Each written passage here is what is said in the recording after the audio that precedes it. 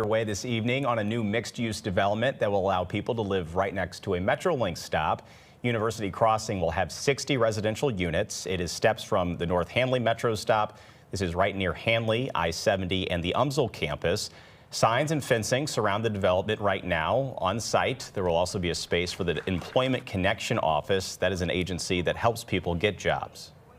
It's a dream. That's what a transportation-oriented development is all about. You want to create that intersection where people can live in quality apartments, have access to public transportation to go to work. So it'll be fantastic. Today was the ceremonial groundbreaking for the project. University Crossing is expected to take about a year to build. New developments in an attempt by St. Louis leaders to turn a downtown park into a parking lot. Interco Plaza sits along Tucker between the St. Patrick Center and Square's office. Right now, it's blocked off by fencing after problems in the past. A few years ago, a homeless encampment took over the park. There were drug use issues there, assaults, even a deadly shooting.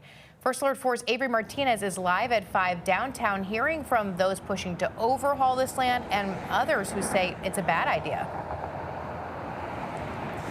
Well, Lauren, it's what you were talking about. It's a story about parking lots and parking versus parks. And as you can see right here, the sign says private property, no soliciting, no trespassing. It's been this way for quite some time. And as you can see, this doesn't really look like the way you might think of a park these days. If you take a look at what you see, it's been fenced up like this for several years, but the aldermen are actually debating with each other, two in particular, about the future of this spot. One saying that all needs to be done is protect this park and really redevelop it. The other one says there's an economic opportunity here, and the real question is whether the economic impacts of a parking lot here would be better than more greenways in this section of the city. This plaza has really kind of been almost like an eyesore for this part of downtown. Fenced off from the public for 5 years after a string of violent events. And there was a shooting that happened between the unhoused. It was kind of an open drug market, and it's not really being utilized as a place that benefits the area. While one alderman sees economic potential for this parking lot, his colleagues aren't so sure. It goes against the charter, it goes against the will of the people, and it goes against good planning practices. Worried about what the long-term impacts could be for other parks in the city.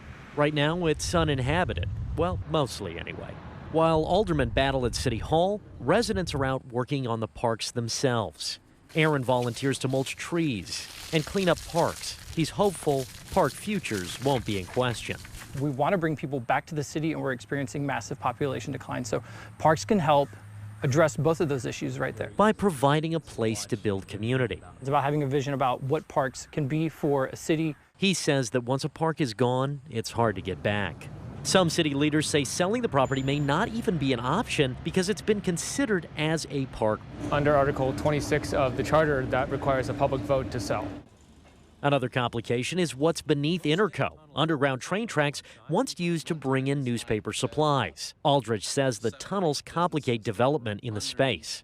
For Interco, however, Aldrich says locals don't see it as a park, but a nuisance property. I know the plan is when we bring the parking lot to add green space to that parking lot as well. But it's not too late for residents to add their thoughts. Write into us, even if this passes today, we still have one more vote next week, and tell us how you feel.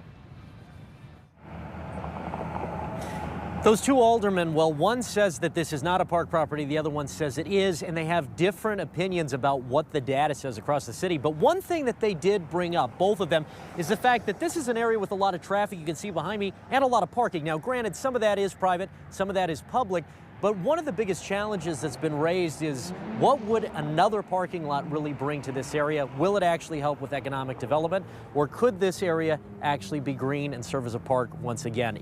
There is a possibility, even if it becomes a park, there will be green spaces added in the future through development. For First Alert 4, I'm Avery Martinez.